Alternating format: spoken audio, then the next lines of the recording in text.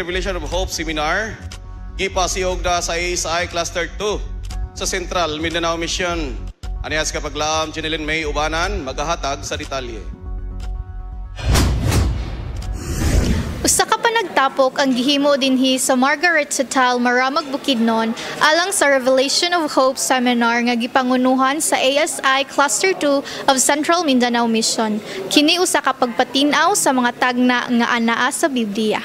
Usa kini ka programa alang sa tanan, dili lang kay sa mga SDA kundi ngadto sa tanan tungod kay ang Revelation of Hope mao kini ang mag-explain sa pinadayag sa sinsilyo nga paagi kay kining nga libro adunay paglaom alang sa tanan. Ang esensya sa pagkat-on ug pagsabot ni ining Revelation of Hope gipaambit ni Engineer Danny Sasi. Daghan man gud sa mga tawo nga dili mo basa sa Revelation tungod kay di sila kasabot.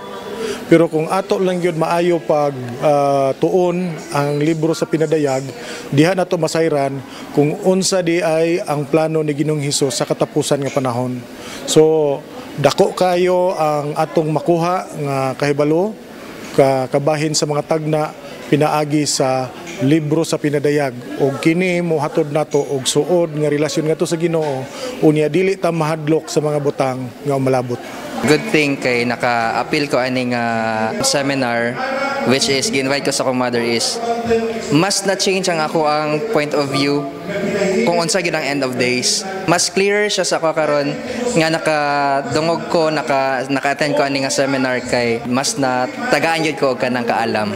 The lone reason that will make you see through all these things, all these trials and tribulations is that deep faith in the one up there, deep faith in God. So seminars like this, it strengthens our faith in Him because we are being taught about the different learnings, teachings that is based on the Bible.